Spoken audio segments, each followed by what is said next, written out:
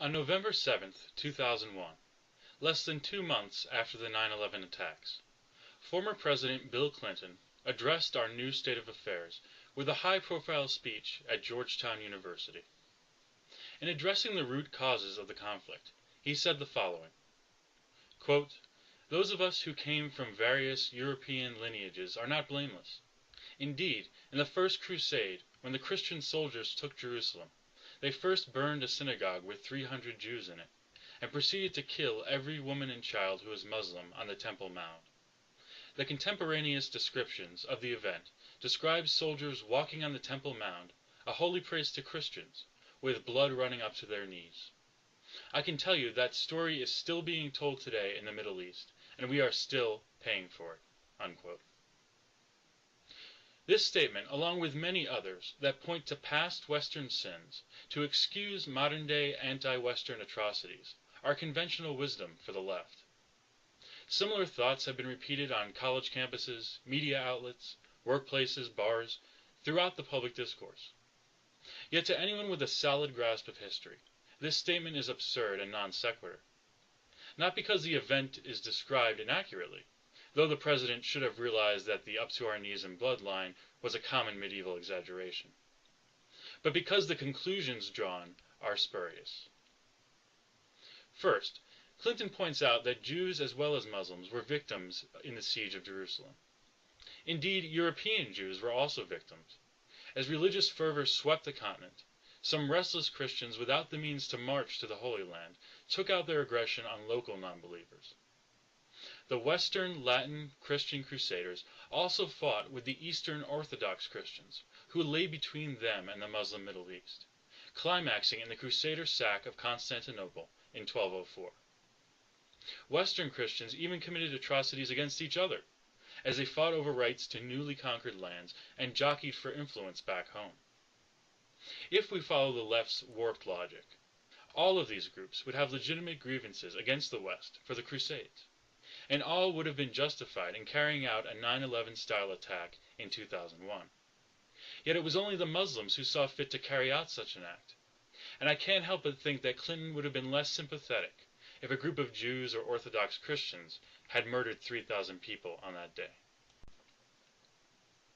Second, the chain of responsibility makes no sense. As we know, the United States of America did not exist during the Crusades. Columbus would not even land in the New World for another 300 years. And so Clinton references our European lineages as proof of our guilt. Yet 1/3 of American citizens are not of European descent. Of the 2/3 that did come from Europe, many are not Western Christians, and many more came from nations that did not take part in the Crusades or only participated peripherally. The United Kingdom, our founding colonial power, and the source of many of our laws, traditions, and early citizens, was one of these peripheral nations. Indeed, most Crusaders were from France, which is why the Muslims at the time referred to all Crusaders simply as Franks. And France sticks out as the only large European nation that never sent great numbers of immigrants to America. I hope this brief explanation has illustrated to you why I refer to the statements of Clinton as absurd. But my aim here is not merely to debunk the Crusades. My aim is to diminish the Western world's self-destructive obsession with the perceived sins of our past interactions with the Muslim world, whether it's the Crusades, the legacy of European colonialism, tensions over oil resources, or the existence of Israel.